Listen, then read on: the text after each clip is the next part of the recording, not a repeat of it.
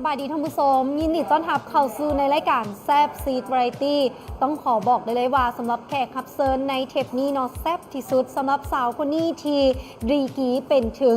นางงามโลกคนที่บิดของประเทศลาวนั่นก็คือน้องเจนนี่พลจันเหือนนั่นเอง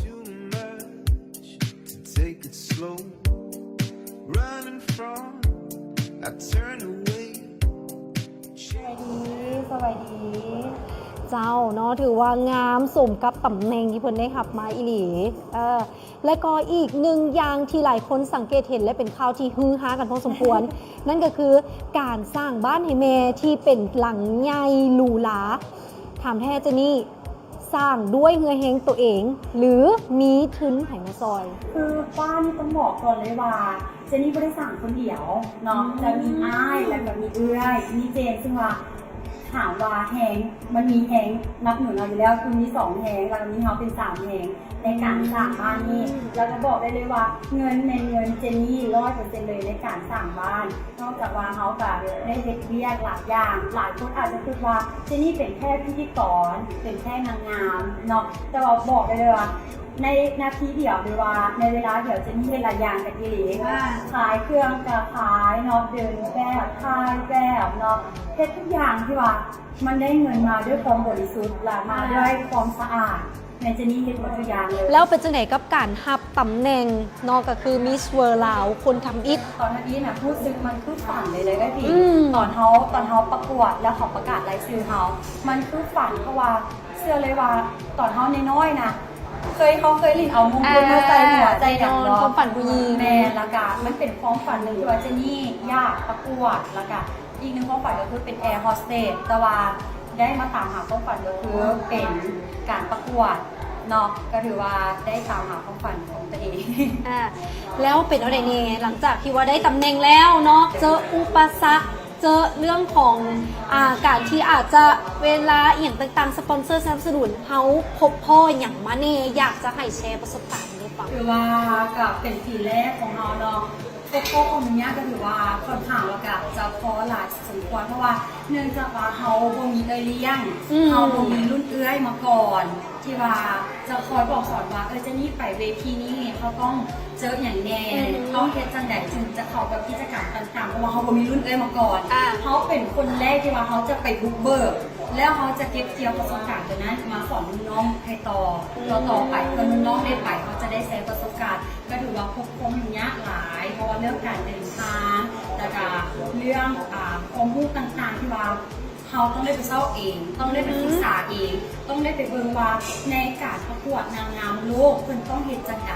ต้องมีความรู้แบบไหนต้องไปแนวทางแบบไหนจึงจะเหมาะสมแล้วเขาคิดหลายบอกกับอาจจะเป็นบางคอมเมนต์ที่ไปว่าเจนนี่เหมาะสมเจนนี่ไปแล้วบ่ได้ตำแหน่งแนวนั้นแนวนี้มันมีส่วนบ่ที่ให้เขารู้สึกว่าถอยท่อถามเจนนี่เองเจนนี่รู้สึกว่าบ่เลยได้เพราะว่าเขามาถึงจุดนี้นะเขาพอจะเข้มแข็งพอที่ว่าเขาจะเจอจุดนั้นความงามของแต่ละคนมันแตกต่างกันถามว่าเหมาะสมบ่เหมาะสมมันขึ้นกับคนว่าจะเบิ่งเขาเป็นแบบใด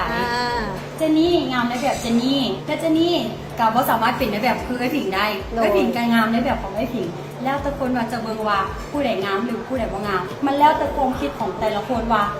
ตอนนั้นก็จะคิดอย่างอยู่แล้วคนคนนั้นเขาหมักแบบไหนมองยังไงว่าขึ้นกับมุมมองของแต่ละคนและก็อีกหนึ่งอย่างที่หลายคนนี้เห็นรู้สึกว่า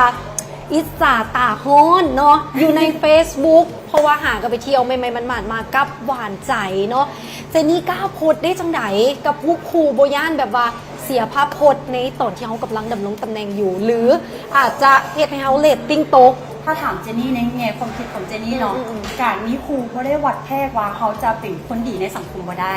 บ่ได้วัดแพกว่าเขาจะเป็นแบบอย่างให้น้องๆบ่ได้การมีครูมันคือเป็นองค์ประกอบส่วนหนึ่งของชีวิตเชื่อเลยว่าทุกคนนะต้องมีแล้วก็ต้องเจออยู่แล้วทางแต่ว่าเจนนี่มีในตอนนี้อาจจะมีก่อนจะมารับตำแหน่งโดยซ้ำเนาะฉะนั้นการมีครูมันว่าได้เห็นเจนนี่ว่าเจนนี่ต้องเป็นคนบ่ดีแหละต้องเป็นแบบอย่างให้รุ่นน้องบ่ได้ต้องปฏิบัติหน้าที่บ่ได้มันบ่แมนมันคนละอย่างเลยมันบ่ได้เกี่ยวกันเจนนี่มีแฟนเจนนี่ก็สามารถเป็นคนดีในสังคมได้เป็นแบบอย่างให้น้องๆได้แล้วก็เป็นทุกอย่างที่ว่า ทุกคนเป็นได้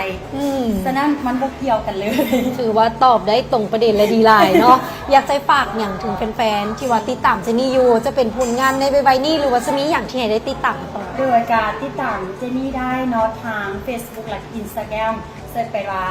ต้นคำคนจันเมืองเนาะทาง Instagram แล้วก็ Facebook นั่นเองเนาะแล้วก็ฝากไว้สำหรับแฟนเพจของเจนี่กับพิมพ์ไปว่าเจนี่มิสเตอร์ลาวประจำปี 2017 เจ้าเนาะอย่าลืมติดตามกันแล้วกันเนาะกับผู้หญิงคนนี้ที่มาพร้อมกับหลากหลายความสามารถ และก็ที่สำคัญก็ถือว่าได้สั่งแห้งบันดาลใจให้กับหลายๆคนที่ว่าหับสมกันอยู่ และสำหรับมื้อนี้ต้องขอบใจเจนี่หลายๆที่ว่าให้เกียรติมาสัมภาษณ์ในรายการของเราในมื้อนี้เนาะขอบใจหลายๆ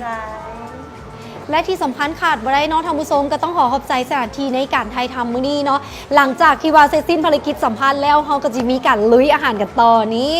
ถือว่าในตอนนี้เนาะเราอยู่ที่ห้านอาหารต่ำมั่วและเพิ่นมีเมนูใหม่ที่หับพองว่าแซ่บบ่คือไผอย่างแน่นอนนี่ก็คือเมนูแจ่วฮ้อนเนาะแจ่วฮ้อนของวันนี้จะเป็นสูตรพิเศษเฉพาะต่ำมั่วและก็นอกจากนี้ยังมีประเภทตำหลายๆอย่างใครที่อยากพูดว่าแซ่บซำใด